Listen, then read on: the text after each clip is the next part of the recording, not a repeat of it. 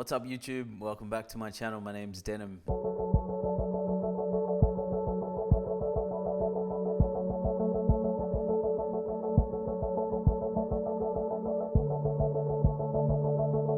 And today I want to talk to you about the process of becoming a drone filmmaker. So the first thing that I've learned about drone filmmaking is that there is a whole bunch that goes into actually creating drone films. I'm definitely starting to take this a lot more seriously, and that's taught me that I've got to have a really good, clear understanding of not only how my drone works, but how I'm actually going to create films and pieces of video that people are going to be engaging with, but also enjoy watching. I watch so many drone films or compilations that people create and put on YouTube, and they are just so boring. And I don't mean to be disrespectful to all the people that are creating videos, but if you are someone that's claiming to be a drone filmmaker, then you want to have the right approach, also the skills and techniques that help you get the recognition for your work that you're putting all those hours into creating. So the first thing I realized is how many steps there are actually in the process of creating a drone film. From the production side of things,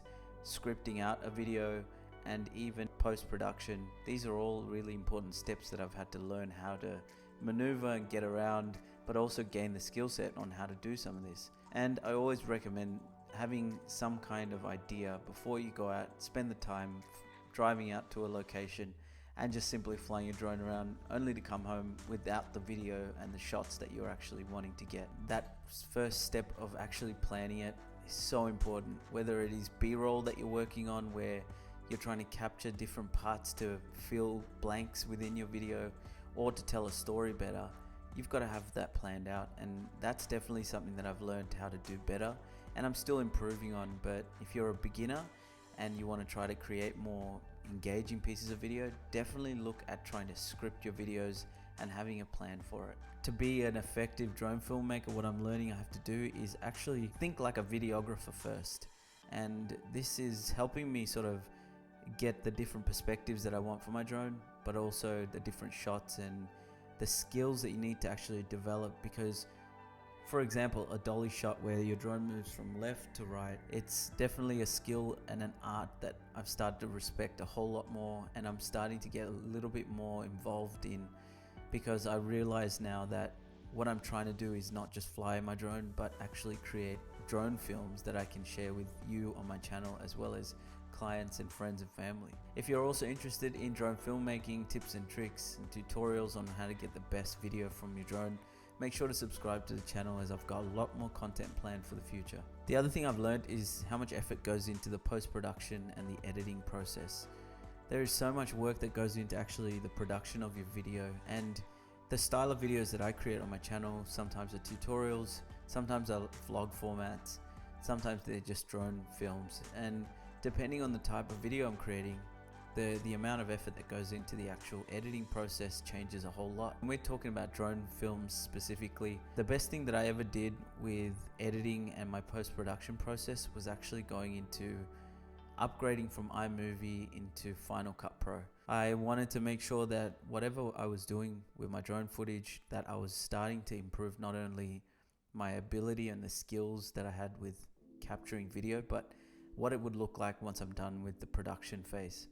And iMovie is great if you're starting off, and if you want to simply just cut up some video, put some music on it, and upload it to YouTube, for example.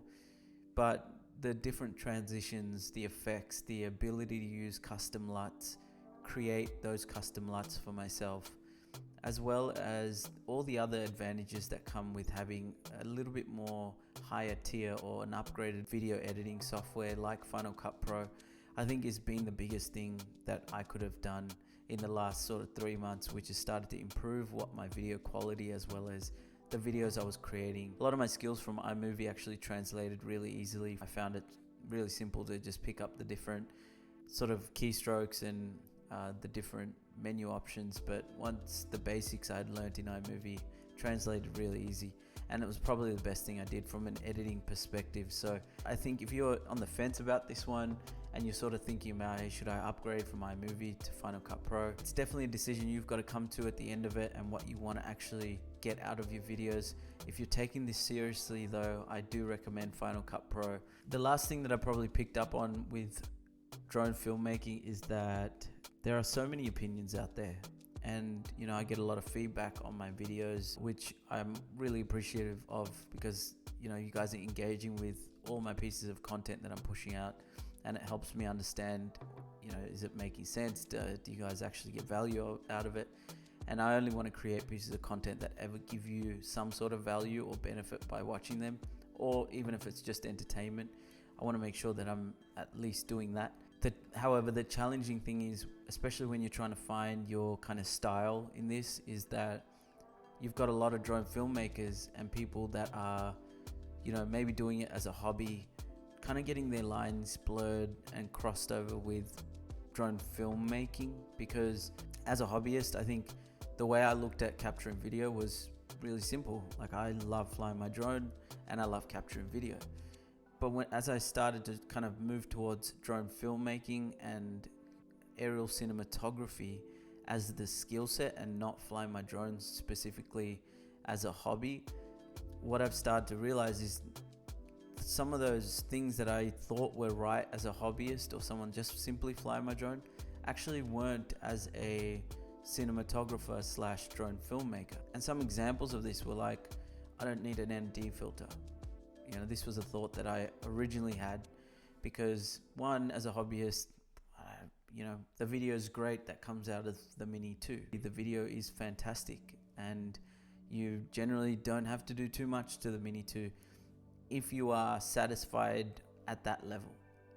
But if you want to take it to the next level and you want people to say, like, how did they get that piece of content, or how did they get that level of quality out of their video, then you're going to want to think about, okay, well, what does an ND filter actually do? Or what can I do to improve my footage and the different shots that I'm getting? Should I invest time into actually flying my drone to get my skills up in the different moves that I need to perform with my drone to capture these different shots that you can't get from any other camera? I need to have that skill of flying the drone, but also understanding the filmmaking process. I think this is definitely something that I'm really, really excited about, because I love the idea of being creative through flying my drone. If you've ever watched some of my content on my channel, if you haven't, please make sure to go and check out my channel if you're interested in this kind of stuff. I try to create drone films that I can also narrate over and add that creative touch. That kind of helps me express my creativity through it. And that's a big part of why I actually fly drones too. And I think a lot of people out there like yourself would probably be doing the same thing, or either that, you're trying to actually get really good at drone filmmaking for other purposes, which is also really, really cool. Whatever the case may be, I'm just happy to be on this journey of trying to figure this out. And I'm definitely seeing the improvement and being able to put the time in to get the skill set I need, but also become better at just understanding my equipment and what kind of equipment is going to help me get better footage at different times of the day, and how the sun works. And there's just so much that goes into it, and it does excite me a lot. And the hardest thing, like I said, is trying to find a place to actually go and do this stuff. But just roll with what you got, keep a good attitude towards it, and I hope to be able to inspire some of you to get on that journey, get out there, be creative. If you're trying to become a drone filmmaker or fly as a hobbyist, I hope to give you some value through my channel. And that's all I had for you today. I hope you enjoyed this piece of video. If you did, make sure to like, comment, subscribe for the algorithm, as they say. And I hope to catch you on the next video. Bye.